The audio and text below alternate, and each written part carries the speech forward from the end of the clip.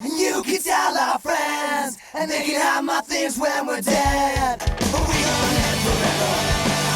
We gonna live forever. Welcome back to the Boys Cast with Ryan Long, the first podcast exclusively for the boys.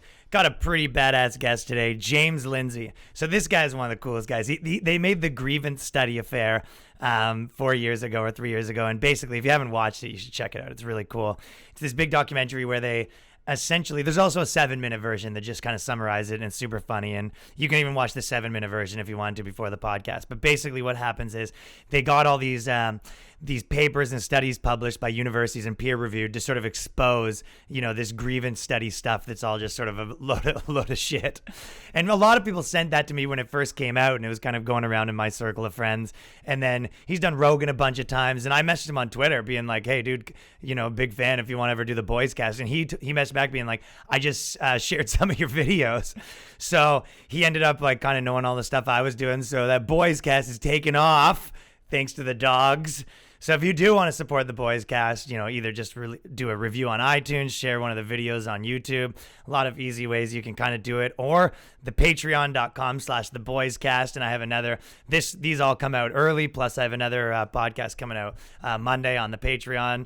So this has been a cool run so far. I'm getting some of these cool guests on that I've been kind of following for years, and everyone sharing the videos and all that stuff's been helping a ton. So I appreciate everyone, and because of that, now we can get these cool guests on. I've even did 2 podcasts last week, and then 2 this week, including the Patreon. So we're up in production.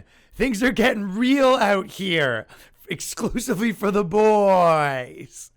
All right, without further ado, once again, this is the Boys Cast and my conversation with James Lindsay.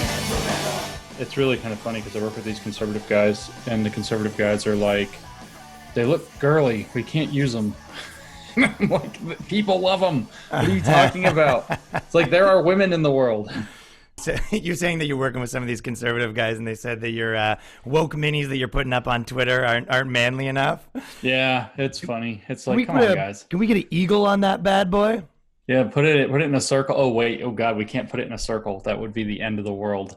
Because I actually watched your the grievance studies doc yesterday again, which was like one of the funniest fucking things in the world. You said one of the things you're dealing with is when you had all this success and this thing takes off, it's the kind of the right-wing publications they're the only ones that kind of want to work with you. Oh my God. It's not even a huge problem. It's just a huge problem. It's also a strategy. It's like the nastiest strategy ever. So nobody on the left invites you to talk about it at all, about whatever it is. Anything, like even like really centrist left-leaning stuff more or less won't touch it. So then you end up getting invited to a bunch of right-wing stuff, and they, half of them are reasonable and half of them just want to spike the football and say crazy stuff. And so they bring you on. Libtards. Yeah, exactly. And so you go on, and then like we got invited to like 500 right-wing things and like 10 left-wing things. And so then all of a sudden the left is like, look at all this right-wing stuff they're going on. They're tools for the right. And it's like, okay, that's crap. We would have been tools for the left if you tools would have had us on. And then that doesn't happen though. So then I found out later, like, it's like, this is nasty. I was thinking at the time in my innocence and as a sweet summer child back in 2018, I was like, this is a nasty organic thing that's happening. No, it's not. They do it on purpose. I've seen leaked things, not specifically about us, but about other people that are like, we're going to completely bury these guys. We're going to force them to go on right-wing media. And the second they start showing up on Tucker Carlson, bam, tool for the right, and they're discredited. Yeah. It's like, holy crap, it's an intentional strategy. It's like, what is this world we live in right now where everything is so insanely divided and like in a hurry to divide itself further? And then to use the division that it's manufacturing on purpose to divide things even further than that. This is not a good scene. I get it the other way around, where people are like, oh, you seem to be only associating with those people. And I go, listen, the same way that you weren't some right-wing guy, I like troublemakers. I like people that are disruptive. And you can't be disruptive in like a religious, architecture. No. It's like if they're like, oh, you want to have bad boys on your show? Well, then why didn't you get the church bad boy? They've got a few bad boys. And you're like, well, they don't though. So it's very hard to be, hard to dissent on that side. So you kind of naturally, the people that are doing anything that's out of the grain or out of the box kind of end up over there, whether they were that or not. You know, some of it's unrelated to politics. It's some weird, there's like this weird gravity or something. I kept trying to think of a way to describe it in terms of like getting pulled in directions, and then you get love bombed when you go the way that people want you to go, and it's so hard to just be your damn self with anybody anymore. It's like you've got to now, like, you get up there. I mean, I watched Jordan Peterson's lecture where he's saying like, how did the Nazis happen? You know, I can actually do a Jordan Peterson impression, but maybe I shouldn't. So he's like, how did Nazis happen? How did this arise out of nothing? You know, Pretty and so good. yeah, he's like, Hitler went up there and he gave his speeches, and some stuff was duds and other stuff worked.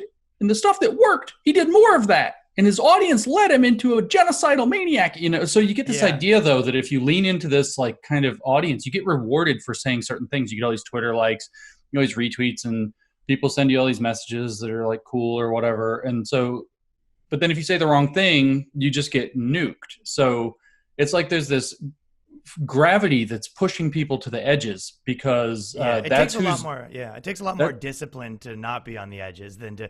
Sometimes people are like, "Oh, you're being a pussy," and it's like the truth is you're the one being a pussy by getting radicalized that quickly by any movement. Yeah, seriously, it's like I keep finding myself like, people are like, "What do we do?" And I'm like, "Grow a spine."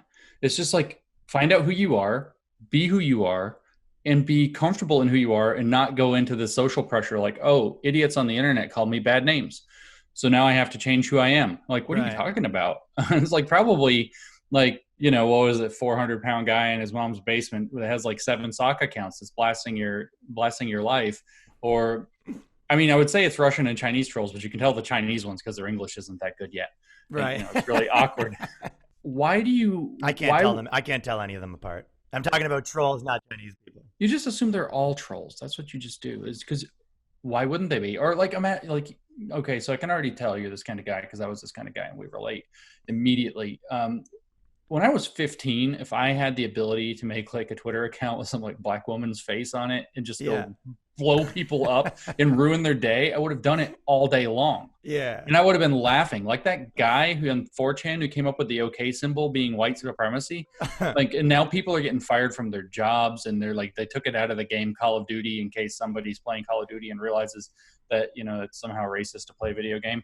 And then they did this. And it's like, if I was the guy who came up with that, probably like a 15-year-old kid or something, I would be laughing for the rest of my life. Yeah, and it's like that we're actually letting trolls dictate everything because somehow we're too stupid as a society to realize that the internet is full of people who aren't being genuine and that are screwing with us because it's fun and funny and profitable for them to do so. Me and my friends used to make fake profiles and like mess with people all the Of time. course. If you could, imagine you added all this nonsense into the mix. We would have it's so easy. Ball. Like, this nonsense is the most open door to sociopaths and grifters and just trolls that you could possibly imagine, because it's all like lived experience and you hurt my feelings. And it's like, you can't be wrong. So it's just like, that's white fragility. And it's like, how is it white fragility? You asking me how it's white fragility is white fragility. And so it's like, it's just so easy. And all you have to do is like pretend that you have some kind of, like, you don't even have to actually be, say, a black person. You could just be a white person pretending to be a black person on social media and nobody knows. Like Sean King. Yeah, exactly. And then all you have to do is like cry about your oppression all the time. Then you're making it up. Like, you're probably in your parents' like $500,000 house in the basement laughing your head off with all of your cool gear. And then there's this article in the Atlantic that nailed it a couple of years ago before they went completely off the rails too. And it said the problem isn't Twitter, it's that we take Twitter seriously. And this seems to have increased, not decreased. But it's full of people who just want to jerk our chains, whether that's, you know, malevolently motivated or because they're just turds who have a twisted sense of humor. Which is kind of, when we're talking about, because there's so many people who send me your stuff. When that original, like the 7-minute version of your doc went around, I had like 5 people sending it to me. And if over the years, people have kind of sent me your stuff and be like, yo, this guy kind of came to the same conclusion that you came on a few things, like stuff like that. So I always thought your stuff was super badass. But one of the reasons why you were able to do that, And I mean, like, you know, you made this stuff, penises are a social construct and rape in the dog parks and all that stuff, which is kind of, I was making fun of some of these Vice articles that weren't that different from them. Like, I've made videos making fun of these articles that were very similar to the ones you're actually making. And one of the reasons is you're able to do that is because exactly what you're saying, that people take this stuff so seriously. Like, I would say, tell me what you think about my theory. So 2 of the reasons why is because you can take their bad logic to terrible conclusions. And then for 2, they don't know the first principles of what they're doing. They just know the answer. Whereas people on the right now, they've had to explain themselves so much that they kind of actually had to figure out their arguments, whether they're right or wrong. I mean, just like utter certainty that they are the only people in the universe who are on the right side of history, but that is the correct analysis. I mean, that's how we wrote our stupid papers, is we started with the funny conclusion or horrible conclusion we wanted to reach. And they're like, how do we get to this? And how do we say ridiculous stuff on the way? Yeah. So like that dog humping paper, the first thing I sent Peter a text and I was like, Pete, what we need to write is a paper where we use dog training books to argue that we train men the way that we train dogs. And that will solve rape culture. And so we started laughing about that. And the next thing you know, I was like, and dude, use your expertise, because he has some dogs and he lives in Portland. So he has to take his dog in a city. So he has to take his dogs to the dog park. It's like, I've never been to a dog park. I live in kind of a, I don't know, it's not rural, but it's, small town. So everybody has yards. You don't take your dog anywhere. Yeah. You can go to the park together, I guess, or whatever. But Pete goes to the dog park every day. So I was like, use your expertise of the dog park and just write down some of the crazy stuff that happens there. Like, that's evidence. And the next thing that came out was this. But again, the whole point was to just get to the conclusion that there's rape culture everywhere. Yeah. And that a good way to get rid of it would be to train, like, you have to say something avant-garde and just nonsense. Like, we're going to train men the way we train dogs and that'll fix it, And so, I mean, yeah, when you are absolutely certain of the conclusion and you don't know the slightest idea of how to make an argument, you can just write this crazy stuff down. So easy to mess with them. I had a bunch of people that, on one of my videos, but I was doing the idea that I have a baby and it's trans because it keeps crying and girls cry more. Oh, no. Most people were like pretty on board. Like, if that baby does show feminine characteristics, maybe we start transitioning. I'm like, in my position, I was telling them the baby was like 4 months old, and they're like, if that's what it is, then that's what it is. You gotta read its implicit biases from the outside. It's ridiculous. We actually thought about writing a paper that was going to argue that everybody's trans. So your baby definitely would be, and the reason is because you're the only way you can know if you're trans or not is by transitioning. So everybody who hasn't transitioned can't know that they're not trans. So it's better to just assume that they are. Exactly. That was literally what we were copying. And then the other side of it was going to be to say that you couldn't really do that though, because then that would encroach upon. So we're going to make the argument and then destroy our own argument by saying it can make no sense by saying that, that would take away from like the special status that trans people have. Because that's what this is really about, right? So if you want to add another piece to your puzzle, it's like, how do I stare at my own narcissism until I lose my shit and write a paper and put it on the internet? Because it's like, I don't know. I've started doing it on Twitter sometimes and I'm backed away from it. You're killing it on Twitter. I'm like, I see some of these people tweet and it's like, this issue about identity, da, da, da, da, da. And I'm just like, quote tweet, me. It's like, focus on me, send checks, focus on me. It's like, come on, you freaking narcissists. This is a movement actually of self-pity. It's like the narcissistic vacuum that the ideas themselves generate in people. Yeah. Like, stare at why you don't have it good enough until you hate your life, and that it has everything to do with who you are. So focus on who you are constantly, which is like the gateway to narcissism, and then project that back out into the world in the most kind of like nasty, cynical way you can imagine. It's really like, it's like an entire philosophy of narcissistic injury, like self-inflicted narcissistic injury.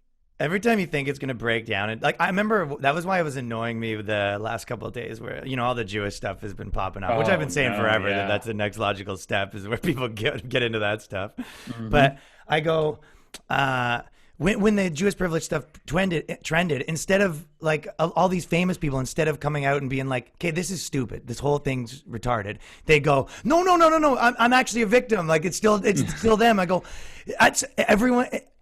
Anytime it comes to these people, they still just go, no. By the way, this whole thing is great where we point fingers and make a hierarchy, but it's just, we're not at the top of it. Just to be clear, here's our list of problems. And you go, just say the whole thing's stupid. Stop playing this game.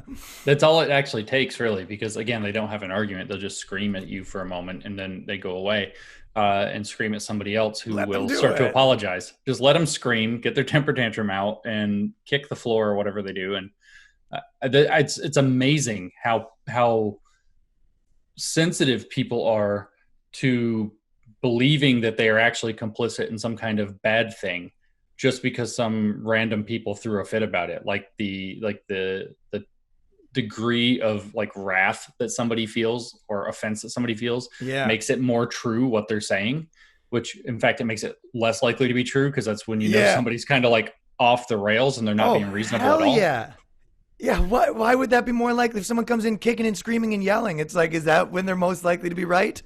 And so like, yeah, exactly. So here's like an analogy. It'd be like, all right, our laws put people in prison and prison oppresses people. And so this is going to be like hot. I'm leading like this stuff now with my own writing. I saw my own stuff quoted as though it was an authoritative source by the woke earlier today. Like they quoted my definition of their definition of science and they thought it was like the real one. That's fucking rules. Shit. But no, what people who are in prison are oppressed. So people who have had the law not work out for them, that's who needs to write all of our laws now. Let's take the people who the law didn't treat right and have them rewrite all of our laws. And it's like, those are the people that are most invested in screwing the law up. What are you talking about? Asking your children what time their bedtime should be and what they should be eating. Yeah, chicken tenders, right? Chicken tenders again. Chicken tenders again. Chicken tenders again. Where's my ketchup? Ah! I'm so sorry. I'm so sorry. That's my parent privilege. Yeah. I mean, that's a thing too, though, right? Breaking down the relationship between adults and children and reversing that. You see it in the classroom for sure, that the teacher's imposing on the students. So like, gross to watch. I know. It's horrible to watch literal adults take orders from literal children. That president from your documentary is like, what a bitch.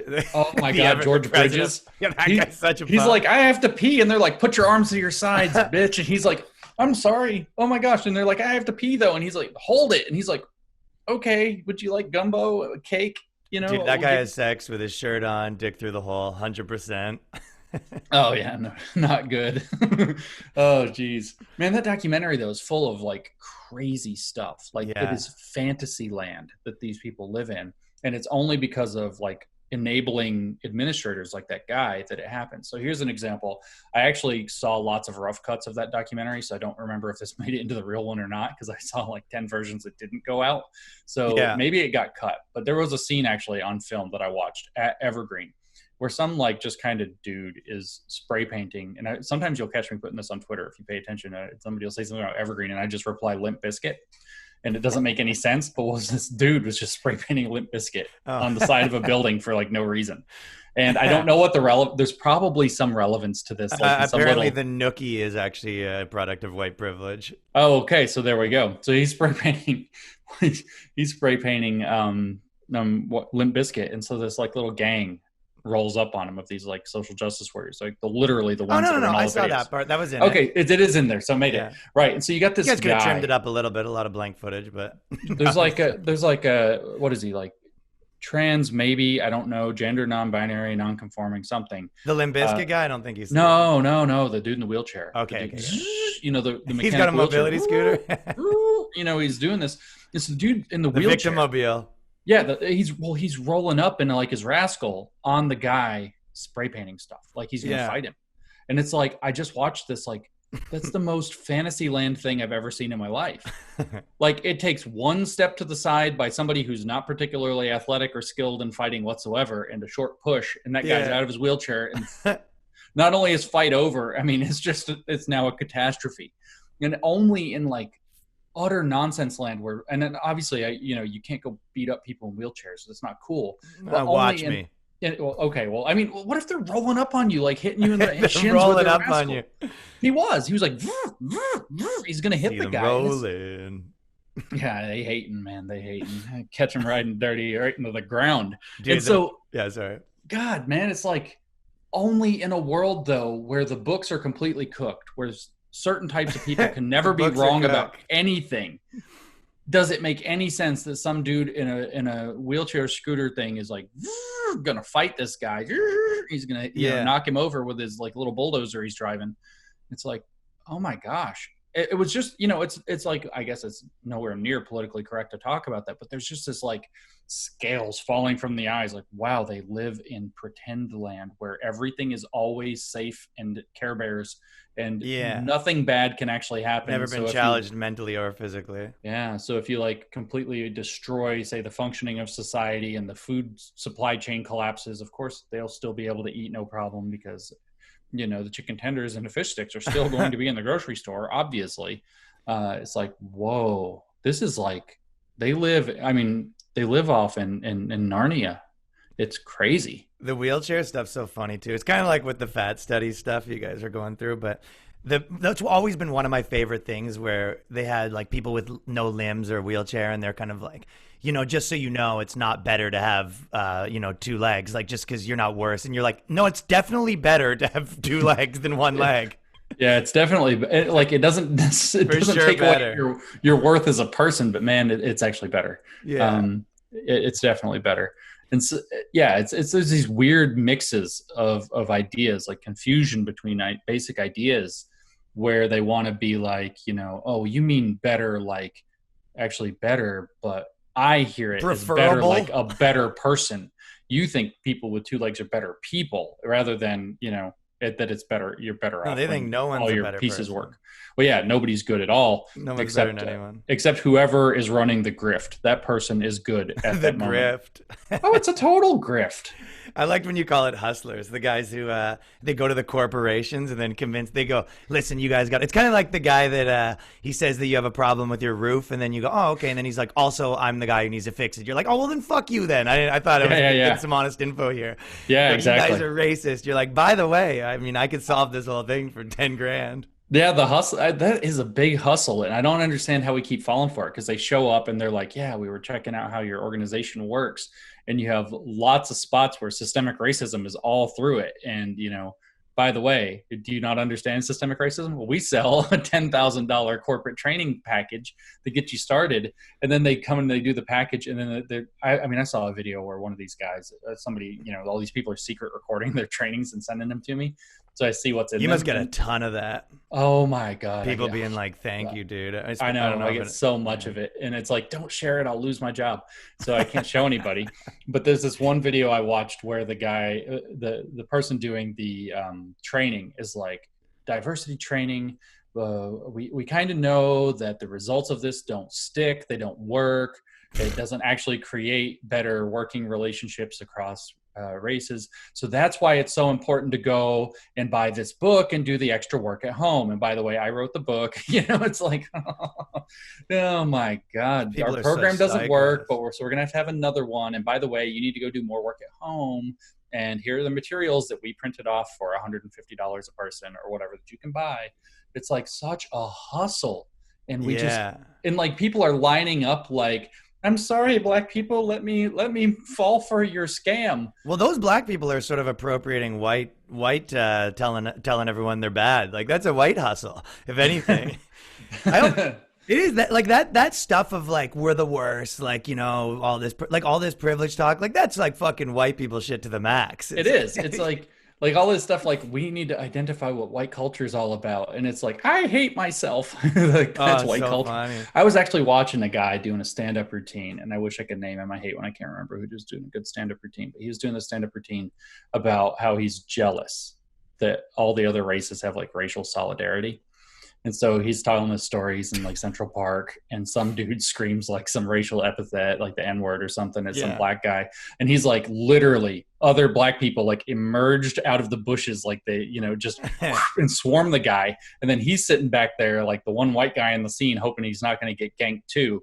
But he's like, yeah, get him. And he's like, I just wanted to see the fight, I wanted to see that guy get wrecked. And so literally, I watched this with my wife, and I'm cracking up, and then I go back to work, And no shit, the word that I was supposed to define, like I'm going through my list for my encyclopedia I'm writing, was white solidarity. And so I'm reading it and they're like, whites are the only race that have solidarity. And I'm listening to this comedian talk about how it's we don't have a handshake. We don't have nothing. We don't have anything. It's like, but it's like, they don't ever really talk about how they're all in league together, but they all know it. It's like they're socialized into believing that they're all in league together without ever talking about it. This is called a racial contract. It's kind of like not the a real Illuminati. contract. It is. They think that it's like, and when I say they, of course, we got to be careful because we've what do you mean by they? And then you made 3 brackets with your hand. What does that mean? They. No, so this is actually important because a lot of people think, oh, these people are talking about black people. No, I'm talking about 4% of black people who are race hustlers that are grifting this stuff. And then probably an army of white consultants that they're using. They always have an army with a head lesbian. Yeah, that's yes, actually. I mean, this is queer black feminism to the max is what this is. Yeah. The name for it. It sounds like the most untouchable thing. Like, listen, white man, you definitely can't talk about queer black feminism. Just keep your hands out of this mess because you're every part of wrong if you criticize it. Meanwhile, they're like, yeah, our objective is to tear down society and destroy the idea of the family. We're going to get rid of fathers completely. And it's like, you're like, go sick, killing it. You guys should be in charge. Yeah, sure. Let's just make you president. No problem. Dude, all these people, you're like, if you were in charge of a company, that company would no longer exist in 6 months. That's the thing, man. It's like people keep asking me, they're like, what do I do? And I'm like, quit your job and make a company that competes with the one you're leaving because it's going to be totally dysfunctional in 6 months and you're going to be the market leader. Like just scoop them. Just leave and scoop. They're just killing their credibility. I mean, I always say this with, late night universities, and I've obviously dealt with this way more in entertainment, and your sort of wheelhouses with the universities, and you have like tons of awesome insight on that. But it's like they think they have this unlimited amount of power that they can use forever, but every time you use it, you have less of it, right? It's like with late night shows, but the university degree is the same thing. They go, I was listening to this podcast about directing, and the Cannes Film Festival person was on the film. And basically what they were saying was, so this year, what we're doing is there's no films with white people. We're only looking for diversity, and we're trying to push this. And you go, okay, so now when I see a film that goes Cannes Film Festival, I go, okay, well, I know how that works. Like, I know all the shitty comedians that have got on these late night shows. You go, okay, that's devalued. Like, as soon as you don't have unlimited capital for your reputation. As soon as you start, like, throwing it around, eventually people go, Harvard's like, oh, we'll let anyone in. You go, all right, well, then you come to show up with your Harvard degree, and everyone goes, well, suck a dick. I don't care. That's right. So this actually taps into what I secretly thought was one of the most brilliant arguments I ever made. And I don't normally think that most of my shit's that smart. And so this was, I was like, wow, there's an economy, right? So I got onto this like cross interdisciplinary nonsense where I was like, there's an economy of moral understanding. You can think of like victimhood as like having moral currency. You like prop up the victim. And I actually didn't invent that. I read that in a very famous paper about victimhood culture and microaggressions. And so, yeah, right. And so my argument was, I was like, these people are doing like Venezuela style or Zimbabwe style inflation on that currency. Yes. It's like, that's good. Sooner or later, we hit the point where like a $10 trillion victimhood note is worth like. Right? You need a wheelbarrow full of victimhood currency. Like if you're calling a guy racist, that used to be like that was like worth $100. Now calling a guy racist, you need like a wheelbarrow of racist cards. That's right. So you used to be able to come up with like a tear on your cheek. One crocodile tear would do it. Then you needed a mug of tears, and it's going to be that you need like an Olympic swimming pool of tears before anybody gives a crap about any of this, because like you said, the capital's not infinite.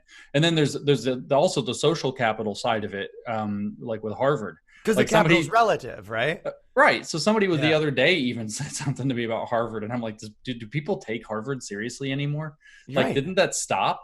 People are like, oh, it's in the New York Times. Somebody sent me a New York Times article the other day, and I was just like, I don't read the New York Times now. That's dead. Yeah. It's like, that's just my attitude about it. It's like, I don't care what's in the New York Times. Like, how many times do you get to lie to me, Yeah. Guy, I don't know. Your girlfriend comes in and fucking tells you 9,000 lies. You go, okay, well, we don't take your opinion on this topic anymore. That's right. It's like how they think. I mean, their hustle's going pretty well still, but I think there's a breaking point And when the breaking point crosses, I think it just kind of all just I think the collapses. hustle's going through good for people that are in the little group, but for everyone else, they're realizing, how does this help me? You Yep. know, I mean, I'm seeing tons I'm of not, videos about that. I'm seeing tons of videos or people putting out, they're like, it'll be like Black Lives Matter people, but not the official organization. And they're like, this thing's selling black people down the river. And it's like, yeah, yup. And it's like, what does Nike have to do with this? And it's like yeah. making money off your Yeah, so pain. you guys are making a bunch of money and I get some likes on Facebook. I don't think I like this deal anymore. Yeah, this sucks. Man, check out my SoundCloud. That's all you get. Dude, I always thought it was kind of cool watching that doc again too, that you were one of the original guys, like because all of the James Damore and the Brett Weinstein, like all of those guys in the university world that were kind of the poster guys for that. I know James Damore was in tech, but you were sort of in the middle of all that stuff, right? Yeah, Which it was was. cool. And it was at that time. I remember even when I was doing comedy like 5-6 years ago, and I was kind of talking about all this stuff and on the podcast. It was very rare. I remember like me and my buddy Danny, we'd meet another guy, and he'd be like, "Yo, this guy's like kind of into the shit we're into." And it was kind of like finding an old punk band back then. Like I don't know if you remember that when you found Brett Weinstein. Like the first, it was kind of the first people that were like, "Yo, fuck this." Yeah, now we got to be careful not to go into the Green Day trap, I guess. All right. So we gotta, Well, I've been, dude. To be completely honest with you, I stopped talking about this stuff in a large way about 2 years ago. I really pivoted kind of towards, back to masculine versus feminine. And I was kind of talking about different things. Like I remember I had a joke where I was saying, that everyone's trying to be a victim. Like, someone would be like, I'm trans, I'm First Nations disabled trans, pff, internet explodes. And I remember that was like 5 years ago. And I remember kind of saying that on stage a couple years ago and being like, this feels like too, treaded right now. It feels like, these libtards. So Yeah. I already did a little bit find that pivot, but things have really boiled up again where it feels like this is sort of a second round of things getting fucking wild again. there's so much stupid that you guys are like, everybody's a little bit scared. You seem not to be, but most everybody in the comedy world is like, gotta just be like bucking against you, like champing against the gate, ready to just go crazy making fun of this stuff. And once that hammer falls, man, the comedy that's coming out of this, I mean, the only people that have really been driving it have been South Park. And South Park's always great. but oh my God, the comedy that's available with this stuff is just next level. I mean, if you can write an academic paper about dogs humping each other, and you can include a line like, from my limited perspective as a human and not a dog, blah, blah, blah. Like, like you have to acknowledge the reviewers made us acknowledge that we weren't dogs. Yeah. So we don't understand when dogs are having sex and when dogs are raping each other. It's like, holy crap. These people have, they have sticks so far up their own asses that it's like coming out their nose. Yeah, but people are afraid to do it. I mean, For now. And then there's the other side of people being like, "Oh, you can't say anything these days." And it's like, I mean, you can, but you just have to be really good at it, and it's hard. And That's right. Good. I'm glad. Especially with stand up. Like, if everyone was on stage being like, "These fucking, faggot," whatever, saying whatever they want to, and everyone was like, "Ha ha ha," you'd be like, "All right, well, I'm not gonna be doing that anymore." Yeah, lame. Next. I mean, the first rule is never be boring. And then also, I mean, this might be like a stock rule, but if you ever find yourself on like completely the side of the mob, reevaluate your positioning right away. That's right. But you with your like career, because you sort of popped off and you have a big following now and all this stuff. Yeah. To me, you're one of these guys like Jordan Peterson and these guys or whatever. How do you see yourself in the realm of him, or do you see yourself as like a different than a guy like that? I mean, he and I actually aren't quite the same people. He's like grumpy dad, and I kind of really just well, you're younger, tell obviously. jokes. Yeah. Like his approach in general though is kind of like very serious and grumpy, and it's very good, and it really connects to people. And my style is like, I would rather, I mean, it's kind of bad because people it's a little more nihilistic, to be honest. Well, I mean, I feel like my biggest inspirations were comedians. So there is a little bit of that. So I have that ability to deconstruct a little bit, because that's, I think, what good comedy's doing, is good deconstruction of something that's too pompous. And so it's like, I was even talking to some of these academic types that we're mentioning just yesterday, and they were like, well, you can't do this because then you hit this wall, and then you do that. And it's like, Break guys, down the walls then. just deconstruct it. Just turn their tool back on them and make it absurd. And when everybody starts laughing, the spell is broken. It's just deconstruct it. So if they call you something, you deconstruct them calling you that. You know, they're like, you're a racist. I'm like, what? I'm a racist? No, you call me a racist is you trying to hide your own racism, man. That's your white fragility is flared up. And now they're caught in the whirlwind and you're like laughing. And other people are like, you know, they're dropping that meme with like that one black guy who's like, ooh, he's like going through, you know, he's doing that thing. I don't know what his name is. It's a GIF. You can look it up on Twitter.com. I don't know what you have to type in though, because my GIF game is bad. I have this one that I like to put. It's like just this dude wearing like a robe that's like V down to here, and there's babes all behind him, and he's just swinging 2 nunchucks, and it makes no sense at all. And I'm like, this is me right now. And it's like I'm like probably sitting on my couch with like my belly showing and like double chins and shit, eating chips, and I'm like, this is me with all these babes and my nunchucks. It's like everything's so stupid. It's so fun. Yeah. But that's the thing is if you can't find where it's fun, it's lost, right? You're stuck. And you're going to be doing some shit like post comedy where you get up and you're like, I'm a lesbian and I'm going to tell you why nothing is funny. And you're going to have to sit here and pretend to laugh for 30 minutes. Yeah. If you want to be a soldier for a movement, but why, why would you do this?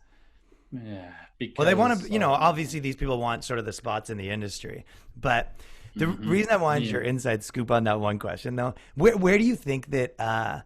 Because I've been meaning to ask like someone like you this question, but like if you think of like Jordan Peterson and his like huge rise and why, and because yourself, like in my opinion, you're like still kind of rising and becoming bigger and bigger and growing.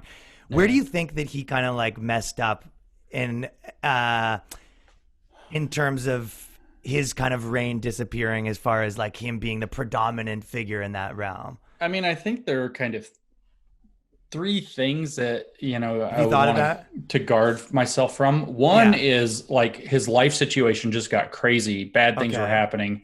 He ended up getting a lot of anxiety disorder issues because, his wife has like some unknown disease or cancer or something. All these things are happening with his family, with health, all this crazy stress. He's doing literally like, I don't know, 200 shows a year or some insane schedule and every podcast in between, plus writing, plus everything else. Oh, I can imagine. So he ends up on like benzos, and apparently those aren't a smooth ride. And so step 1, don't take benzos. Okay.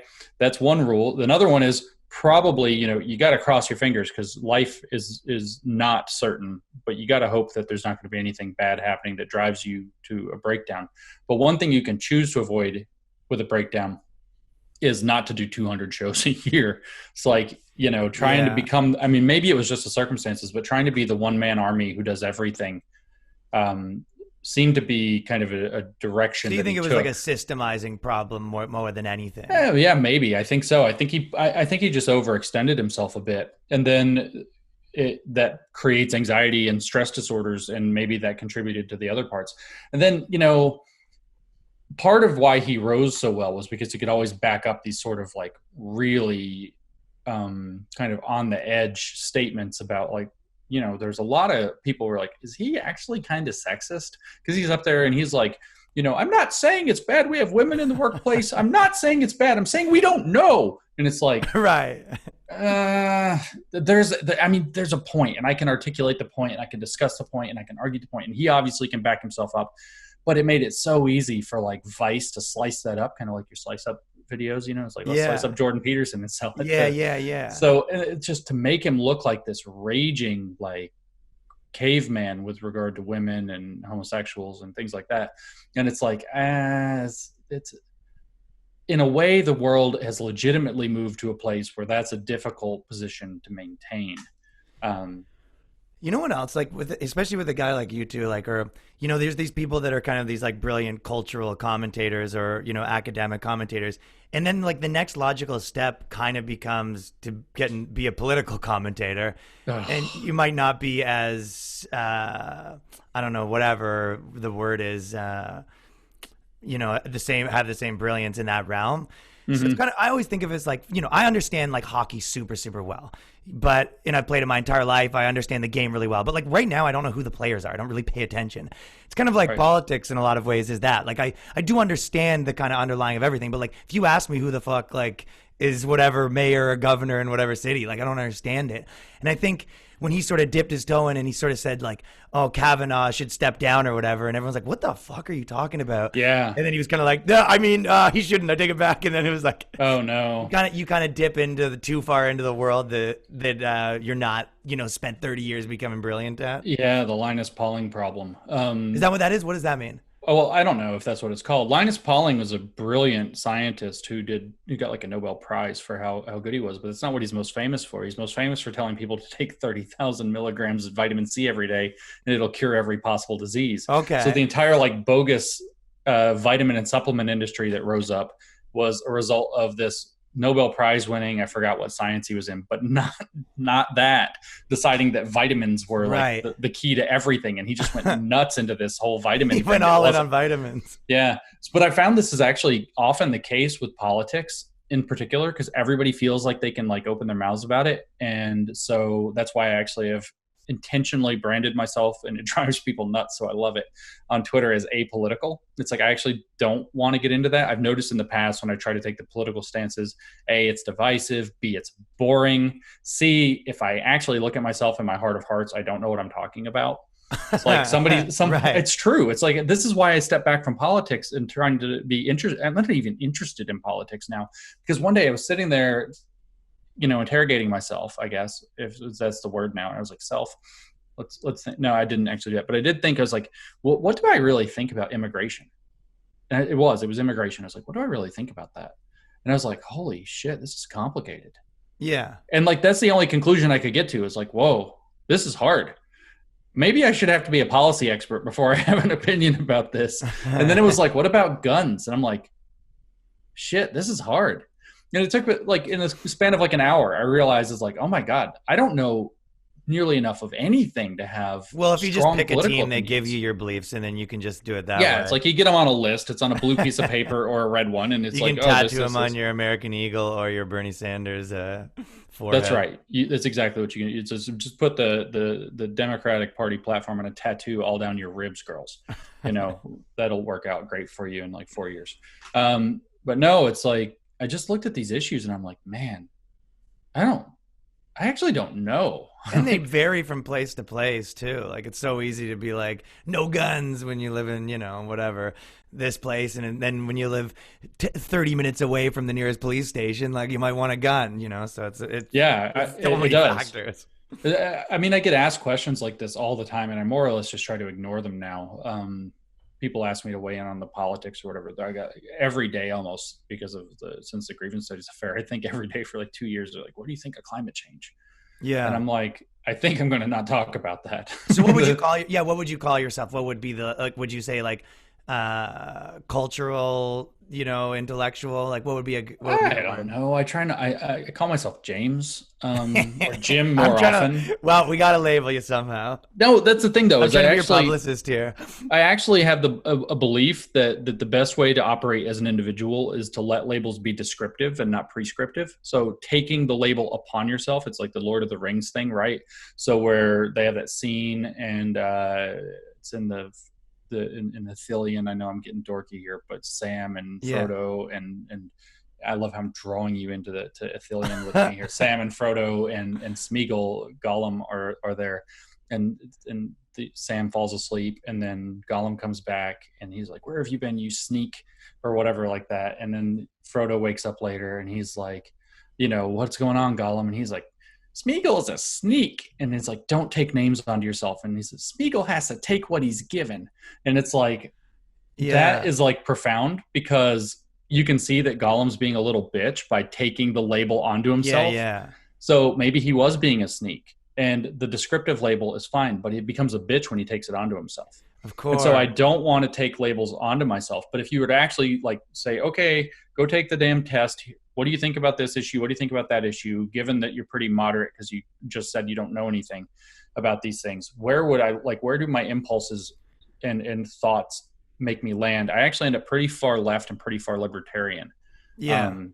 So, if there's that political compass test, I'm actually really far down to the far left bottom corner, which is like I think the closest public figure to me was like Gandhi or something. So it's like haha. But no, I do generally like my ideas about politics descriptively do bend left, but I find that if I start thinking of myself as somebody on the left, I start thinking, well, what do leftists think? And then I start like, that's what it means to be a good person now, is to think that way. And I think that's poison. I think that's total poison. And that's really what's kind of going on, like with this woke thing, with the conservative backlash to it, the conservative thing that preceded it. It was like, what does it mean to be this identity? And that's how I'm going to define myself as a good person. Conservatives are good people, or woke people are the only good people in history. Everybody else's statue must be thrown to the bottom of the river. And so once they start looking at themselves that way, they start looking at being a good person in those terms. And then it's just like the dominoes of radicalization are just like, and then the next thing you know, they're like cutting off ties from their family, defriending people in real life, burning down a Starbucks. It just gets out of control. So I try to avoid the identity label. So what do I call myself? I try not to think about it. Yeah. When you did that, the montage where it was the stuff with the church and then the social justice preachers back to back, that was one of the like best things in documentaries ever. So what happens is there's all these Christian preachers and all these social justice preachers, and you find basically almost the same sentences, and you have religious music underneath it. And I was like, man, you guys, that was a big one. Were you guys pumped when you made that? Because that fucking ruled. Oh yeah, I loved it. I actually got it. Like, we should give props to the filmmaker, Mike Nana, the guy who made that. Yeah, he did the Evergreen documentary. He has got an eye for this stuff. He has got a talent, and he's like tapped right on the pulse of this stuff, and he can put some stuff together like that just shows it, right? Because it's so hard to tell people. I tell people this stuff. My job is to go out and talk about it and write stuff about it. And people are like, are you sure? Did you read that right? Did you? I don't know. I get a lot of like pathological contrarian, like noise that people make when they're that kind of like just disagree with everything person. But Mike has this talent to just show it. Like, you watch that Evergreen documentary and you're like, oh, these crazy crackpot beliefs about race and racism are what led these students to act like wild animals and destroy their university. The same thing with this jerk. They found George Bridges. Yeah, they found their God. Yeah, and so it's like the same thing, that religious thing where it goes back and forth between these preachers, and the point being that they're preaching their religion, and these woke people like doing their weird like seances or whatever.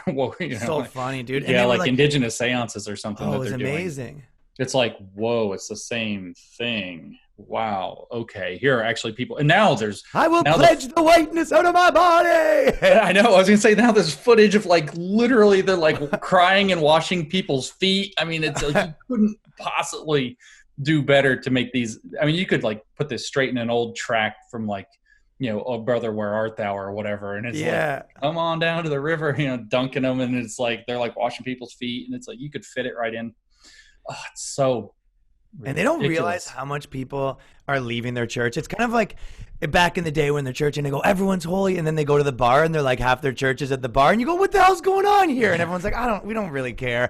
That's what the comedy clubs are like right now. Everyone that's posting this online, they go, they all like my stuff and all this stuff. You can have most normal people in a room and you can still kill. And the social justice people come in, they go, why is everyone laughing at this? Everyone's still, everyone's still racist. They actually need more church.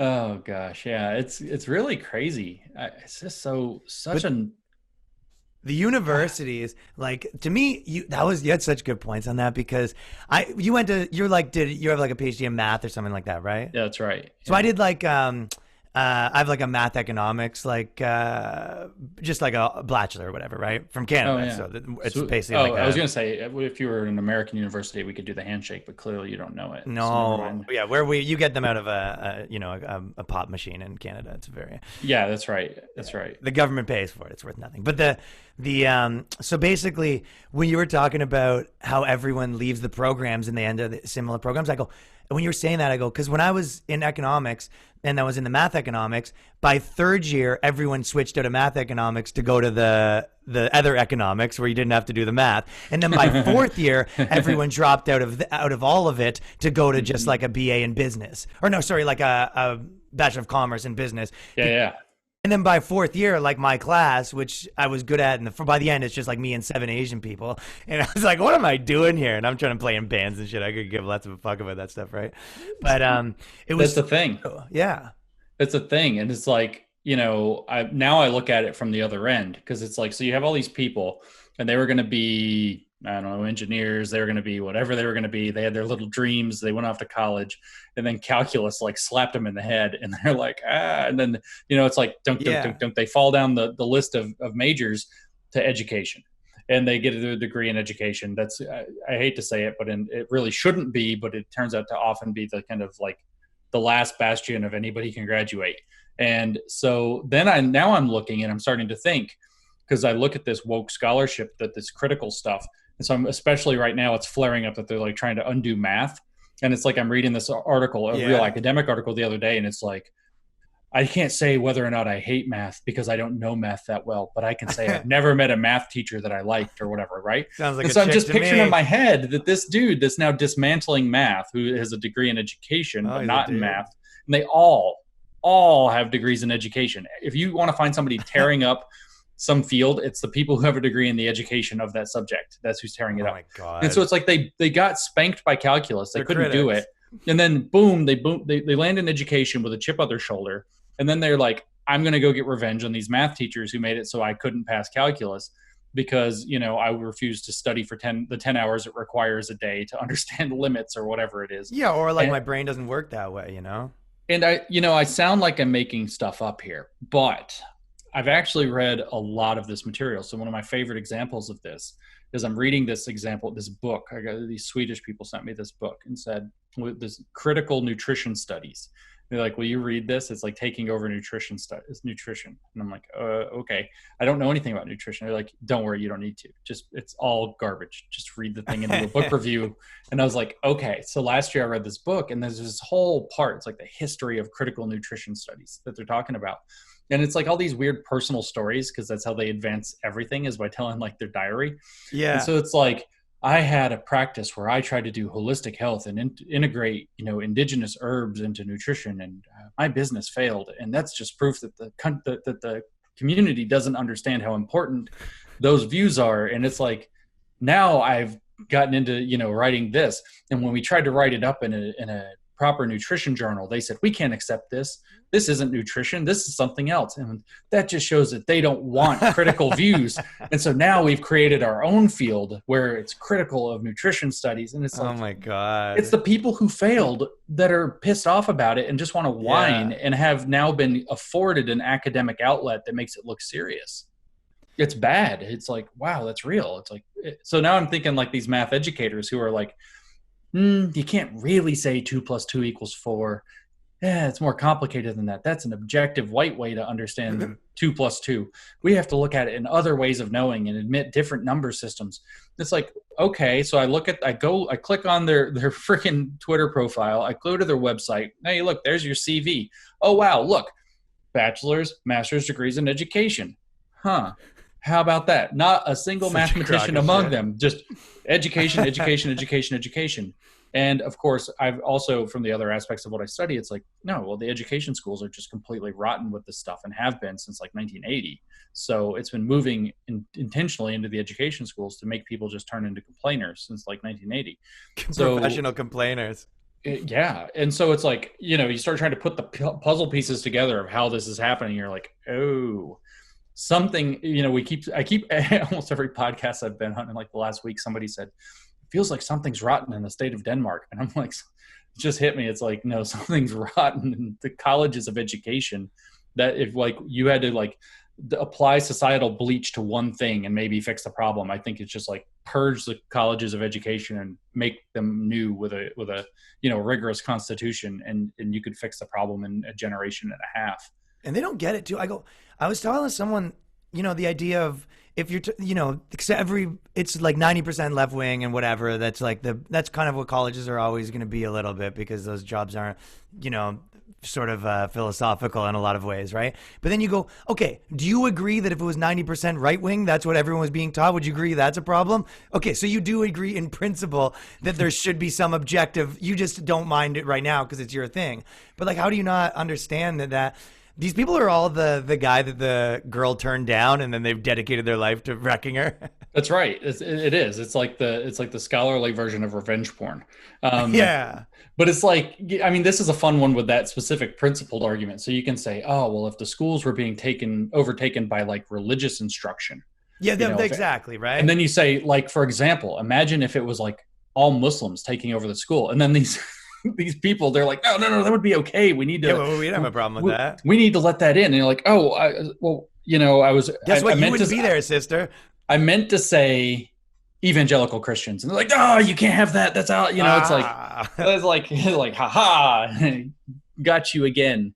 But I got obsessed with that one for a while. It sounds like you were into the fat studies thing, which is hilarious. But the fat studies, the fat stuff and the Islam stuff, I was like, it was about 4 or 5 years ago. I've talked about this here before, but I got so obsessed with it to the point where I go, I have to stop talking about this, because I would look at my like 60-minute act and I'd be talking about Muslims for like 15 minutes, because just like I was kind of on the side of like, yeah, Muslims are amazing. Like I want to marry a Muslim chick just because their Bible has a lot of really good shit about how to treat women and like, you know what I mean, how your wife should act. So I just, it's a great, it was kind of that, but I was so obsessed with that. Oh man, but the fat studies, that's a thing. So fucking funny. It's so hard not to make fun of it, like just by describing it. It's like fat studies. They always say fat phobic. I go, I'm not afraid. I mean, I might be afraid if one was rolling down the hill like an avalanche and I was running from it. Like, that's fat phobia. You can't do that. Yeah. That's fat shaming, fat stigma. And it's like, my favorite thing though, it's like I'm reading through, we got that book, Cynical Theories, and Helen is a very heavy woman. And so it's like, I'm reading this, and of course she's like not having it with fat studies. She's like, this is retarded. It is. Yeah. And so we're going, I'm reading through it, and the way she writes certain things is just like, I'm on a plane. Like, I was flying to Rogan and I read my whole book on my flight to Rogan, which was intense. And so I'm wearing my mask and I'm super uncomfortable, and I'm sitting next to somebody, which you would think that they would just not do that, but they got to make some money. So whatever. So I'm this reading was just this now. book. The last a few weeks ago. Yeah. And so I'm reading from the fat studies chapter, and it's like, Helen's got this way of wording things, and she's like, and they act like it's an immutable characteristic instead of just a result of consuming too many calories. And that's what she does. And it's just like consistently consuming too many calories. So the whole premise of fat studies, there's some funny stuff here, just like descriptively, is that you shouldn't treat fatness, it's like immutable, like it can't go away, right? It's just like race, it's just like sexuality. And it's like, if the people doing race and queer theory and stuff are like, no, but they can't say no because that would be fat phobic. I said fat shaming. But it's like, really, this is something that not only can but often does change. Like, there are medical cases where it's very difficult or even impossible, and we can understand that and make some allowances. We're not all assholes, but most people can't actually change this. And so then, like, the whole premise of fat studies is we have to lean into the lived experience of fat people to understand what it's like. But if their lived experience taught them the one thing they need to know, which is how to lose weight, you wouldn't even need fat studies. So it's like the whole thing is self-defeating from the very core of its existence. Yeah. It's like, have you tried listening to like some diet and exercise coach who lost a lot of weight and then got into the fitness industry? Because they might have the relevant lived experience you're actually looking for, as opposed to the one that's clearly not helping you. And it's bad because you start making fun of people like this, but it's so hard not to. I could tell a story, for example, of a friend of mine, or I guess former friend of mine from college, and she's very heavy, and she got all into this fat study stuff and was posting it on Facebook, like 5 or 6 years ago, all the time. And it was just like hot. Oh yeah, man. It was like, So, but anyway, she goes on this vacation this one time, and she's talking about how cool it is, like this great resort, and she's showing all these pictures. And like I said, the backstory there is like just every day, it's like fat studies, body positivity, all this kind of stuff for years. She goes to this resort, and it's like rolling hills, and she's talking about how great it is, and everybody gets their own little clubhouse. And I shit you not, the end of the story was, and the best part is they have all the ice cream you can eat for free. But the downside is that it's in the main house, not in each individual clubhouse. So you have to go there. But luckily they give you a golf cart so you don't have to walk. And I'm like, you can't make this up. Like, what are you talking about? And you're like leaning into fat studies every day. It's like, walk up the hill to get your ice cream, or maybe skip it. Holy crap. It's like, and so then I'm reading Helen's writing, and she's like, Whereas, becoming obese is actually the result of consistently consuming too many calories, period. Full stop. The end. And it's like, oh, man. I like the fat studies. They just all have a leg of ham at the meetings. They're fat bodybuilding meetings. Do you know what inspired the fat bodybuilding paper? I mean, two things. One was that we actually had a professional bodybuilder who let us use, who's also a history professor, who let us use his name. So we had to work bodybuilding into stuff. But I was reading various fat studies papers, just kind of like flipping through, trying to find something that would work. And I read this. Spank too. That's right. Very vigorously. And I was like, I hit this one, and it said there's an actual like line in there that says, it takes time to build a fat body. It takes even more time to build a politicized fat body. And I'm like, fat bodybuilding. That's it. That's it. It takes time to build a fat body. And I'm like, that's insane. That's so funny. Like, what are you talking about? Like, it's a project. It's all that stuff with all of these. And I was kind of doing a video about this, which is the idea that like make your movement intentionally vague so you can keep it going forever. But all these things, if there's any possibility for a solution, then it can't go on forever. That's right. Why, and one of the things you said recently, which is one of the things someone messaged me being like, that you said is like that the trans lives matter is like they're all lives matter, because it's just so fun when you go to these things. It's like, why do you think? And by the logic, there's so many logic flaws where they go, okay, well they have trans lives matter at the Black Lives Matter, and you go, okay, but why? And they go, well, because Black trans people are being killed. It's like, okay, well, by that logic, could I have a drug dealer's lives matter because there's Black drug dealers being killed? Well, no, this one's different. Okay, but you gave me a definition in which it wasn't. So do you want to update your definition? No, I'm just going to have a definition that has a lot of exceptions, but I don't care. And you go, what's going on here? Like, we don't have to use logic anymore? They don't give a shit if their things don't make sense. Well, that's true. In fact, it's unrepentantly inconsistent and incoherent. They don't care. Queer theory in particular is, queer theory. They actually, in the roots of queer bait theory. Oh my God, this is great. I was talking to somebody earlier today, and they were like, "Well, I think this race stuff is probably going to burn out soon, and some next thing is going to come into the fore." And I was like, "It's going to be the trans thing," and that's because we haven't all really sat down and dealt with the queers yet. And I was like, that's a technical term. It's not a slur, though. It's a technical term. It's what they call themselves. And it's like, that's hilarious. It's hilarious that that's the case, right? It's not a slur because I'm actually talking about people who queers. That's their political identity. And it's like, what's going on here? So funny. But no, they, from the very beginning, their earliest papers in the 1980s, the stuff that became queer theory, it got named in like 1993 or 1 or something like that. But the stuff that became queer theory, they were like, yeah, we should embrace contradiction because it's politically useful when people don't know what we're talking about. And it's like both things at once at the same time. And that's politically useful to get lost in that. And people are going to say, that's not true. Where is it? And it's not. I didn't quote it, but you can read it in Eve Sedgwick's book, The Epistemology of the Closet. I didn't make it up. She actually talks about how the contradiction becomes a politically useful site of activism because people don't know what's going on. I think I just did a Twitter thread about that earlier today. Is like the part of the goal is to make it so that people don't know what's going on, and then you can pretty much do whatever you want. So that just keep them dizzy, like a Looney Tunes character. Because then, well, are you going to stop somebody? I don't even know what you're talking about. They're like, yeah, well, we're just going to go ahead and make this the law now. Okay, you're the boss. I can't argue. I don't have. I thought queer theory was the study of late night talk show hosts. It should be. Did you know that in one of our papers this is really funny. So one of our papers, we attacked comedy itself. And we said that humor can only be used to support social justice. Otherwise, it's always bullying and wrong. Mm-hmm. And then we criticized our own idea of writing hoax papers and said that that's always bullying. So we criticized our own project while we were doing it. In an academic paper that got accepted by the leading feminist philosophy journal.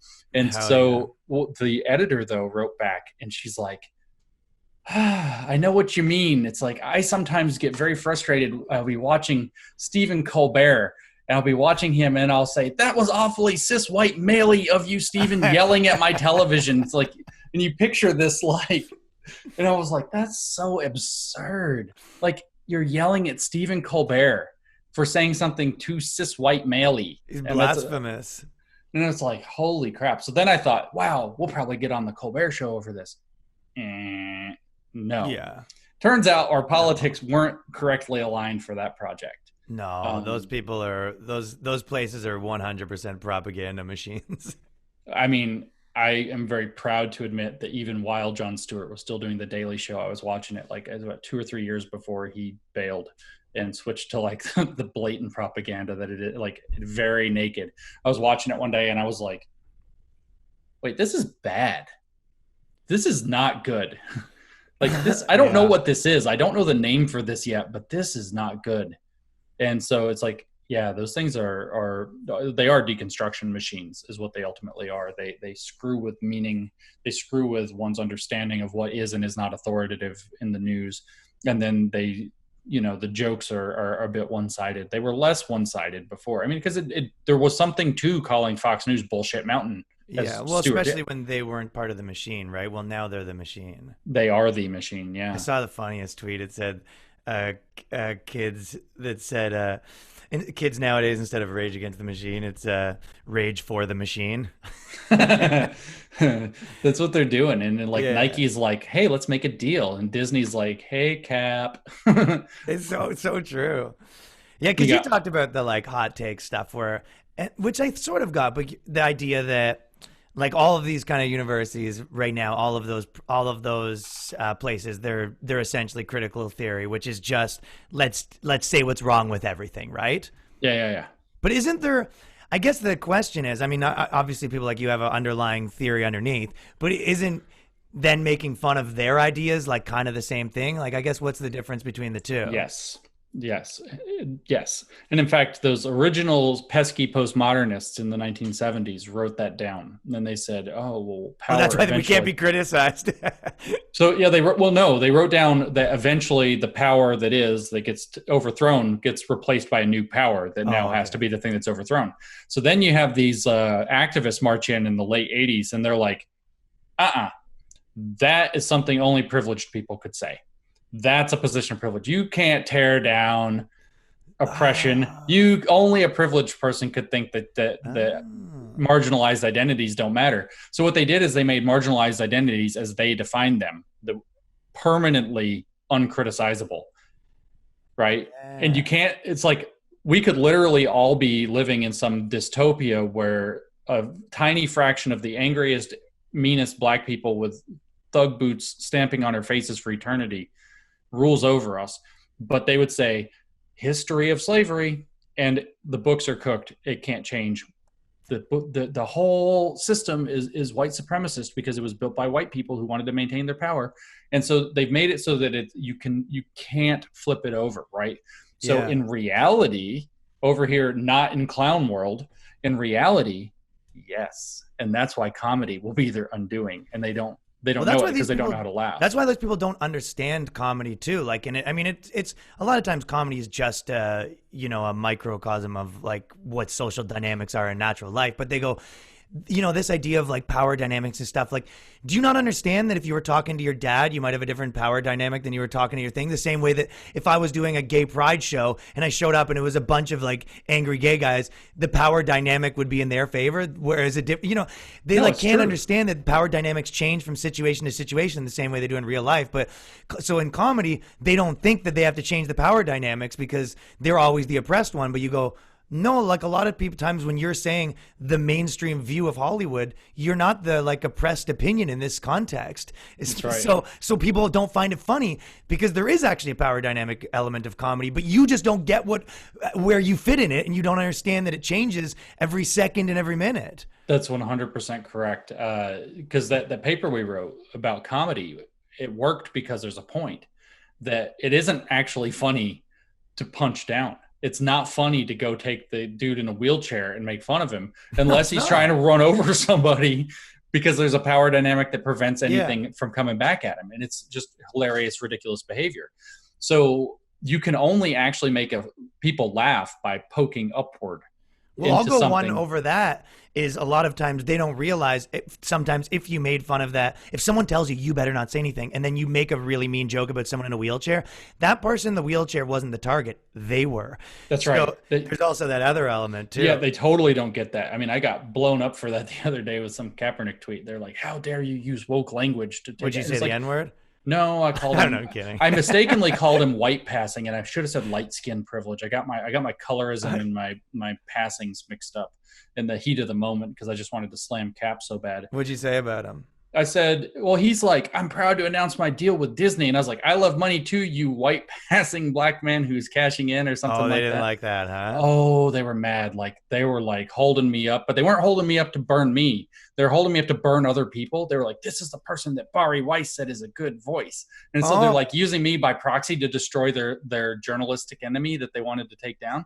So it's like, what a freaking game you idiots are playing. I see right through your trash. But the truth is that, like, I got this email from this guy the other day, and I hope he hears this because it's like, it was so annoying to answer the email. He was like, why did you use woke language like that? And I was like, I was mocking it. And he was like, I don't really understand that. And it was like, I was mocking his ideology. Stupid. He wasn't the target of me calling that. The whole movement, I wasn't calling him that for any reason. I don't care what color anybody is. I was saying that because he's acting like this thing that he's doing is some nobility race thing. And it's like he just cashed in on like a $umpteen million Disney deal right, by using his skin color. And the fact of the matter is that his complexion, I mean, he clearly is of color, as we have to say, but his complexion is fair enough where many people, and the shape of his facial structure is such that most people, when he first broke onto the scene before he decided to grow a fro and show everybody what's going on, thought he might be Middle Eastern. Nobody's quite sure. He's got this, you know. I definitely would have thought maybe Middle Eastern, yeah, for sure. Yeah, so it's like his skin tone. He's definitely not like. I mean, I think back to that movie with the like. Well, which one was it? Was it Chasing Amy? Is one of those Jay and Silent Bob movies where the guys doing the racial like angry talk and they have to disrupt it so they can pull some heist, and they have the guy stand up and say, "What's a Nubian?" and like everything descends into mayhem. And so every time I start thinking about this, I remember that film. But there's definitely something to the fact that he's actually got what they would call light skin privilege. And I chose the wrong word in the heat of the moment, so white passing instead of saying, I guess, Arab passing was what I should have said. But the thing is like I was mocking the fact that he's promoting an ideology that focuses on skin color all the time, but they couldn't figure out that he wasn't the target of the joke. Yeah. It's the culture itself. So it's all this stuff's like complicated, and they want to put it in like a little simple box, and you go, well, that's not, unfortunately, you know, how thousands and thousands of years of, you know, trying to attack these problems and still not solving them. You're like, guess what? We solved it in one little, in 4 years of us being in charge, we cracked the whole thing down. That's right. And we did so by doing exactly the backwards thing. Who would have ever thought? And here's why that is. So if you read their literature, they're like, oh, science invented racism. And you're like, what the hell is that? It takes some digging, and you finally figure it out. And they say that, well, people started to say that you inherit your race from your parents, which is true, right? Yeah, that's true. That is actually true. Your ethnic group anyway is largely inherited. I guess that gets complicated as well. But nevertheless, there's something that's getting inherited, like your skin color, your hair texture. That's all genes. And so people in the 16th century started to figure it out. Then they came up with this idea, oh, this is why white people have figured out science. We're superior to all these stupid other people. And they actually invented social categories of race. They put social significance into them, that white people good, black people bad. And they invented racism in the modern understanding of racism. Not that people weren't prejudiced before that. Obviously they were. But they invented this modern understanding. Sort of like, once it has a list of things, you can sort of feel comfortable being that. You're like, you have a doctrine that like allows you to be that now, right? Right. And so the core of that is social significance in identity categories. And so then we spend centuries after we invent liberalism chipping away at that, and we get rid of it. And we're like, no, you know what? Some people are gay, get over it. Some people are black, that's cool, who cares? And everybody finally starts to get this kind of like colorblind, like, hey, cool, you're gay, let's hang out, whatever, who cares? Attitude toward identity. And then you have these hee-haws show up on the scene, and they're like, radical activism requires us to put social significance back into these categories. And it's like, you just reinvented racism. You literally just reinvented racism and called it the Dude. cure. And then there's your hustle, right? It's like racism was on life support, and these dudes come along and they're like, we're going to focus on race all the time. It's like they're like, pumping the iron lung for it to keep racism alive. So then they can say, look how much racism there is. Give us money. Look how racist everybody is. Like, stay alive, like doing CPR on racism. And they're like, they're an everybody's so racist. exterminator. They're an exterminator that keeps putting roaches everywhere. They are. It's like they're picking them out of their pockets and throwing them. Yeah. Like, spray them and like pick them out of their pocket and spray them. It's like, gosh, what a hustle. It's such a transparent hustle if you spend, just a little bit of time looking at it. And then it's like every white person in society, and now they got half the brown people like lining up to like cry, I am complicit too.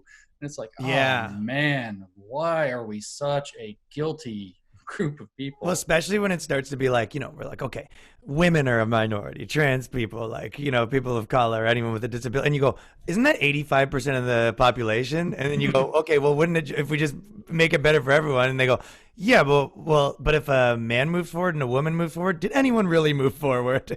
They How they think of it. They got that. They say numbers don't matter. People aren't minority groups. They're minoritized by the systems of power. It's a willful activity. And that's the thing. It's like everything's a fucking verb. Like gender is a verb. Yeah. Queer is a verb. Minoritize is a verb. I mean, that technically is a verb. But I saw the other day, we're thinking of mathematics as a verb. And I'm like, what the hell are you talking about? I mean, I know what they're talking about, but how does anybody look at that and think, yeah, that's cool? What that means, by the way, is that it's a social process. Mathematics is a social process that is being done by the powers that created it. And it's like, so we're going to think of mathematics as a verb. Like, it's like, man, why? Why are so many people like, it's like, okay, so sometimes you go out and you see that dude or a person, it could be anybody, and like they're just wearing some stupid outfit and their hair is like just, like they tried. It's obvious that they tried. Their makeup is like intensely wrong, something like that. And it's like you look at that person and all you can do is like, that person looked in the mirror before they walked out of the house and they said, nailed yes, yes. And it's like that. It's like all these people like line up with this stuff and they're like, yes, we're killing it. To like mathematics as a verb.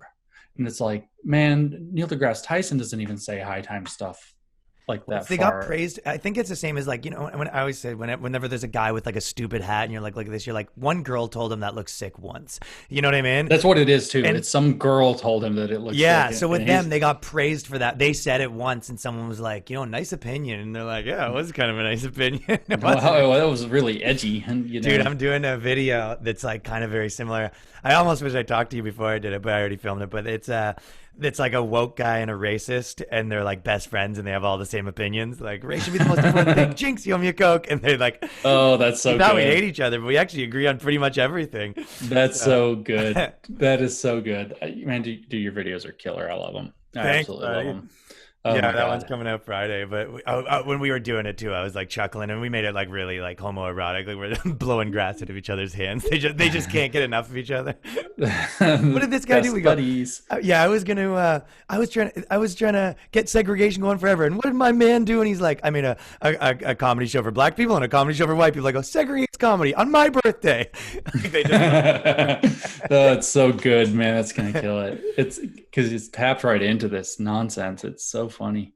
What did you think? Hey, do you know how like with the stuff in the with the stuff in the universities, it's one thing, but the stuff in business and tech and all that other stuff, where some of the the diversity initiatives and all that stuff are starting to get to the point where people are suing the other way, and I keep kind of like seeing inklings of that, but then I've never really actually seen a concise article or whatever on like, here's the list of people that have sued, who's won, who's not. So in your mind, like, is that happening a lot where, guys get fired for being a man or whatever it is, and then they sue and they win? Or how's that looking? Like, or the courts like social justice, or what's your starting? Like, yeah. No, it's starting. So the only thing that I know with any level of concreteness is the Title IX issue in universities. So I don't know it for sure in corporations. What's that? What does that mean? So Title IX is the anti-discrimination title within civil rights legislation that was supposed to make it so that women have equal access to education. It's the one that has to do with sex. And so it's got massively expanded, and it basically turned Title IX offices at universities into these kangaroo courts. So what would happen is some woman and some guy would hook up and they'd have sex or whatever. And maybe they'd both be drunk. And then the woman would regret it later and then say, oh, it was a rape. Or her friends would talk her into believing it was a rape, and then this guy gets pulled in front of, he raped, you're accused of raping her. It's this weird, like, not happening with the police, but happening in this weird internal kangaroo court thing. Ruining the guy's life. Ruining the guy's life. They end up getting him expelled and dragging him through all this stuff, accused of being a rapist and all this stuff. He has no legal recourse. He has no defense. It's like 50%, standard of evidence instead of something you would use in criminal court for rape. And so then these guys, and it's not always guys, sometimes it's been women, have been suing in civil court. And from what I understand, they've won either every case or nearly every case, if you also count settling out of court for large settlements to be winning. There was also a case with Oberlin where there was some business at Oberlin that there was some black guy shoplifting, and they like chased him down and stopped him or whatever. And then the university went berserk and was like, it's racist to like hold a black person accountable for stealing from you. It's so obviously and they're the bad ones here, where they're like, you can't, they don't know what they're doing. It's just so racist. I know, it's like it's like, oh, you can't hold a black person accountable for stealing. They don't know that stealing's wrong. And it's like, we're not racist. But no, I think that one went, I don't know for sure, that one may have went to court and ended up in favor of the business. So the courts have not gone bonkers yet, but it's looking a little scary. I keep seeing stuff out of the government now. They're like, oh, we need to turn everything to anti-racism. And I'm like, like there's a guy on Twitter that did a thing at the Treasury Department. It's like it's like language that even I see it. I'm like, whoa, that's like on steroids. And so it's a bit scary. Anti-racist is the best, because you go, it's not enough to be, that it's not enough to be racist. You got to be anti-racist. I go, what are you talking about? I go, I'm making videos and doing comedy. And you go, yeah, but those need to be anti-racist. I'm like, what the fuck are you talking about? Like, what are we talking? You're saying my comedy has to be fighting racism? Like, what are you talking about? Insanity. Yeah, everything has to. And then so here's the problem with that too, is that, I don't know if you know this, but it's very useful. Because of an idea in race theory, the critical race theory, they call it interest convergence. If you do anything that's in your own benefit as a white person, then you committed an act of racism. So when they tell you have to be anti-racist, and then you're like, I'll be anti-racist for you, then you've now done something to give yourself better standing. So you actually, it was racist to become anti-racist. What if it benefits both of us? Like, I have sex with a girl, but I let my black friend fuck her too. Like, no, that's also interest convergence. It's got to be, so the interests converge. You can't get away from it. If you benefit at all. Okay. Yeah. Well, can I watch? No, I guess that would benefit me too. Fuck him out. Yeah, only if it's really. That's society. Right. There's nothing here. There's nothing for you. The society that we're living in. You have to make your cuckoldry anti-racist. How do you make your cuckoldry anti-racist? I don't know, but I've never told anybody that we were going to write a paper for Porn Studies, the journal, the media studies journal called Porn Studies, that was explicitly about that. That was about black cuckold porn. That it was a form of reinventing slavery imagery by making black men the images of black men as the playthings, but not husband material for rich middle class white women. But you didn't make that one? No, we didn't write it. We ran out of time, and we were a little bit scared to get too edgy at the time. We were like, that one might go too far. Edgy for university guys. Yeah, so we were like, that one might go a little bit too far to say that, black on white cuckold porn is reinventing themes of slavery. Now that I look back on it, I'm like, whoa, that one would have just went right in the bucket, man. That would have been like shooting from half court and just like back over your head shot from half court and just swish. You haven't even finished it. Yeah, it was one of the so things easy. You were kind of talking about the Black Panther thing, but because you were saying that, this kind of came as woke diversity, but it wasn't really, at the end of the day, the message was something else, right? But I go, this is kind of one of the things I've been saying, that, because black shit doesn't converge with woke shit. Like, all that woke stuff, you know, they just see it. Black guys see it like the same way that if I'm Irish and if I watch a fight, I'm like, yeah, fuck yeah, Conor McGregor. Like I'm just in it because he's Irish. I always go, even the least racist person in the world. You see a short white guy dunking on a big black guy, you're like, one for the good guys. Like everyone's got a little of that in them, right? So I think black guys are just like, fuck yeah, we got like a black movie. They just see it like that, right? And then woke people are like, yeah, we're taking stuff away from white people, but they don't really. I think that. So they tried to say, like, right, we're on the same team, but you're like, well, yeah, but for way different reasons, and we kind of have different goals here. So it's like they're just appropriating black shit, which is what one of their main goals is, because it's probably their strongest claim in the whole movement. Well, I mean, like the reality is basically anything they say is probably projection. So when they're like cultural appropriation is wrong, that's because they're culturally appropriating. I guarantee you that's why they're so against it. So there it is. It's like, wow, how can we turn black culture into a woke thing and make it all about us? And it's totally a thing. That's exactly what they're doing. Yeah, it is. And you're right. There was like Black Panther, you know, of course, it's like, you know, here's this movie where the whole centerpiece is, you know, it's all like black actors. The whole centerpiece is like this, you know, advanced black culture and all this strength and all this stuff. So it's really good. It's really good. And it's like, yeah, man, I can understand where there would even be like this strong feeling like, yeah, there's a movie for us. But then the woke people come in and they're like, this is like all the people right now, they're like wanting to rename universities like Wakanda. Really? They're like wanting to make like Wakanda Hall at universities. It's 21 like, girl politics it's like, it's all just 20-year-old girl politics. Like I'm doing psych and political science and a psych major, you know, and I just finished my first semester of political science and I got all these opinions. Here's my essay on why we should rename the government Wakanda. Yeah, we got to rename Yale Wakanda. That would be hilarious. Yale was a slave owner, better rename it Wakanda. Yeah, it's like they would fall for that crap too. I do. I think Black Panther was a hoax on woke people because the people making it had to know that they were going to go ape shit with it. And it's like exactly the opposite of their message. It's so true with like how what you're saying that like this stuff does just make everything more racist though, because even, you know, and if you look at the Nick Cannon thing and what he's saying about, you know, he's kind of pointing out the fact that Jews, you know, run a disproportionate amount of everything. And you go, how do you not think this is going to get there? It's like you've literally told everyone that all they have to do is think about race 24/7. All that matters is your race. And you go, white people run everything and they have the most power. And it's like, you expect everyone to not be kind of like, hey, there's kind of like one rung up that ladder if we want to like get real. And it's like, the answer is like, you know, it is what it is. We don't need to think about this stuff nonstop, but it's you can't tell people that they need to spend their entire life looking at race, but you can't recognize patterns unless they're in white people. And you go, what world, like how much do you think that you've infected people's minds where they're not like thinking to any degree anymore? I think they think they've got it all the way, man. I think they think they've got, in fact, they are acting the way they're acting right now because they think they have that last inch more power than they actually do, and it might end up being their undoing. So, I totally think that they think they have basically, as we were talking earlier, like infinite capital to keep pulling this. But at some point, it's like I wrote this thing, the woke breaking point. Yeah. Right. That there has to be this point. And the point of it was you should engage your friends and get them to identify their woke breaking point before they slip past it. I heard you say that. That's like so smart. Yeah. It's, you know, essentially like, what would it take to change your mind, you know? Yeah. Where's your last straw before Which is a good it negotiating happens? tactic for anything.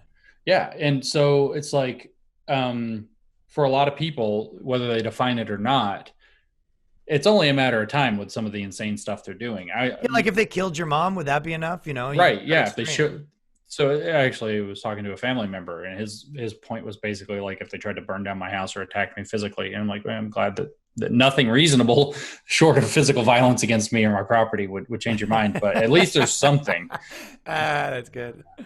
Hey, you in the book, your new book is like how to have tough questions. That's what it's called. How to have impossible conversations. How to have impossible conversations. What do you think the most impossible conversation is right now still? Is it race? Is it trans stuff? Like what's the one? I mean, it's any of these, like, because there's like the identities and then there's like the super identities. So it's any identities. Trans, indigenous, okay, descendant of slavery, black. Okay. There's like the super oppressed identities. That's a good way to look at there's identities and super identities. Did you outline it like that in your book? No, I just thought of it just now. Oh, that's great.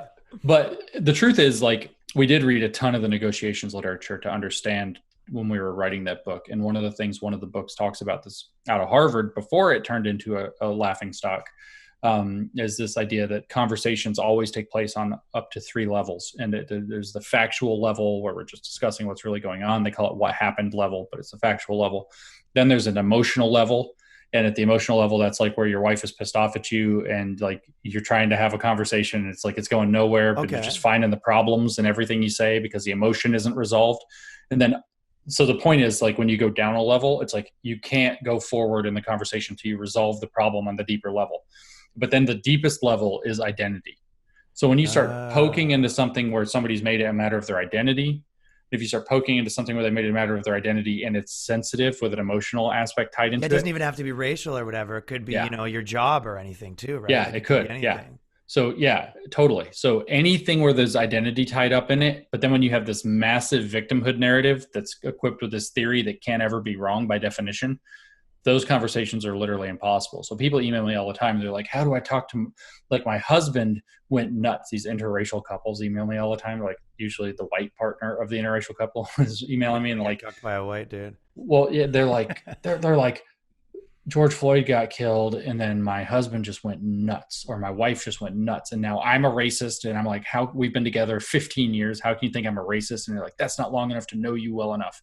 Like saying vicious shit like that back, and their marriages are splitting up and they're like, how do I talk to this person? And it's kind of like, you don't. You go, she's not crazy because she's black. She's crazy because she's a woman. You have to. To divert it to something else. No, it's not race. It's your hormones. Have we talked about your hormones today? So my wife though is the best. My wife puts up with zero shit. So I was telling her one of these stories from somebody that emailed me like that, and I was like, I can tell you what I would say. And I was like, because she got that like hormone look in her eyes, if we will. And she was like, she flashed, and I'm like, oh no, here it comes.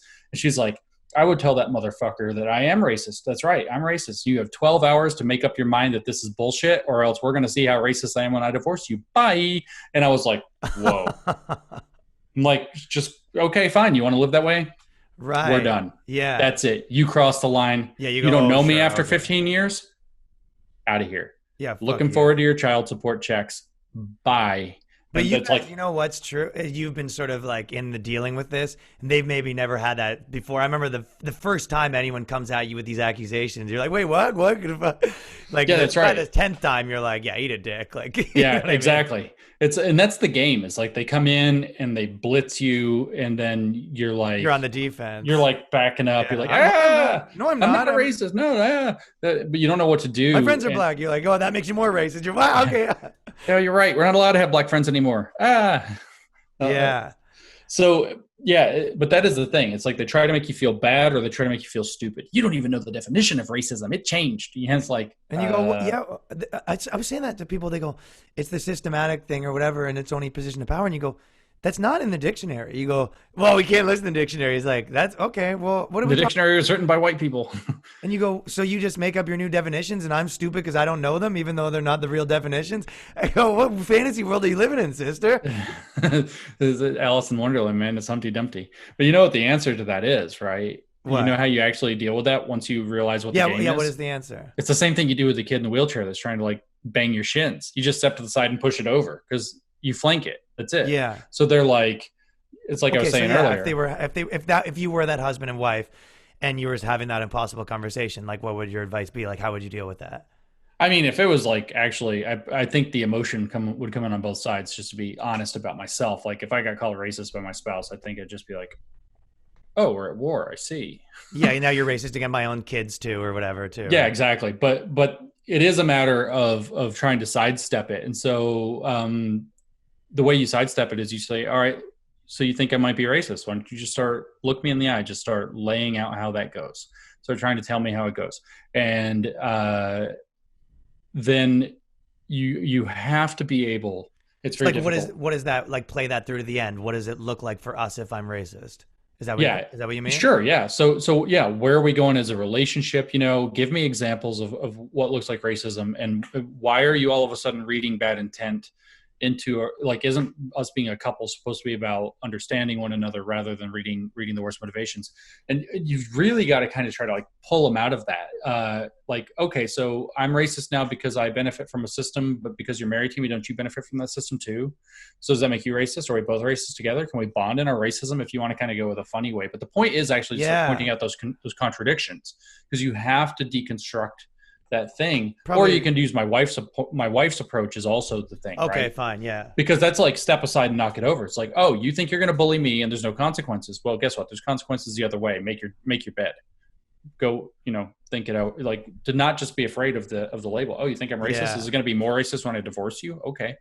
Because I hear that too. It's like, I have this one woman that emailed me the other day and she's telling me, and she told me I could share this, so I'm not like ratting people out, but she's like, literally, she was like gang raped by Black, and maybe she says she doesn't know the identities, mostly Black, but at least maybe one Latino man at one point. And so she's trying to heal from this, going through therapy, PTSD, the whole thing, right? And so she ends up deciding at some point that what she needs is a Black man as a therapist to confront that last hurdle. So her therapist is this Black man, and everything's been cool for like the last 2 years or something, over 2 years that this guy's been her therapist. And they've had a great therapeutic relationship. They made a lot of progress, and he understands the context. It's not like it's brand new. Like, that's why he knows that's why she sought out a black male. And so all of a sudden George Floyd dies. And then, they're talking about something about the dip into the whole like rape thing. And, I've had bad experiences with black men in the past, she says.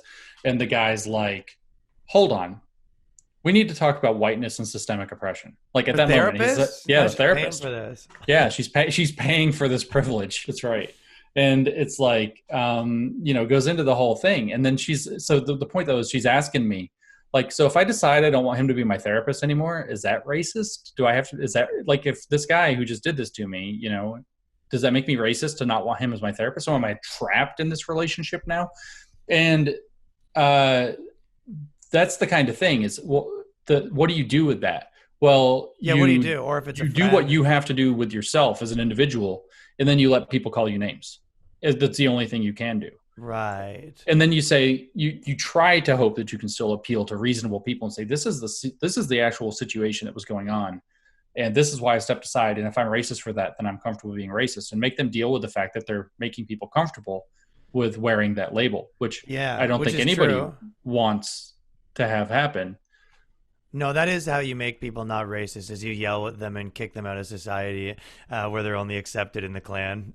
I know, exactly. It's like, I sit there and think about it all the time. It's like this cancel culture. So they're going after all these like elite guys that write stuff, and they have like all these talents and all these huge connections they built over. Someone like you, they've made an enemy of, you wouldn't be, But yeah, they cancel these people, and it's like, so now they have a reason to hate you.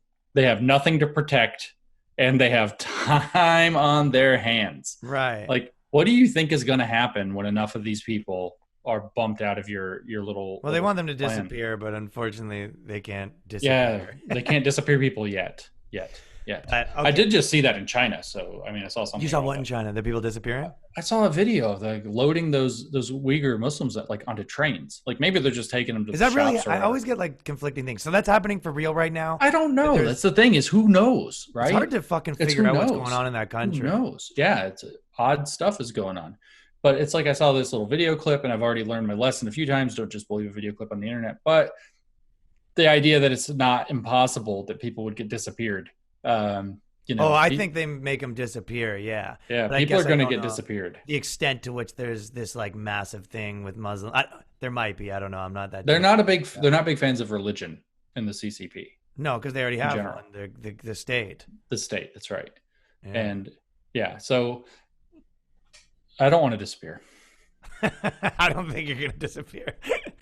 James Lindsay, thanks so much for coming on, man. I'm a big fan. Your appearances have been killer. All the stuff you did was amazing. So thanks, man. Yeah, it was awesome to get to talk to you. So this is James Lindsay. You can find him at, what's your handle again? It's Conceptual James. And your website? Newdiscourses.com. Newdiscourses.com. James Lindsay, everyone. Okay, thanks, buddy. Peace. That was the podcast. James Lindsay on The Boys Cast with Ryan Long. Patreon.com/TheBoysCast. Make sure you check out that documentary if you haven't. And even cooler, at the end, after we chatted for a bit after the interview, and he told me that he sent Joe Rogan my videos, and he wrote back, ha ha ha, and thought they were really, really funny. So a few people have already told me that. So it's cool to see things grow and things go around. Thank you, everyone, for listening, and peace.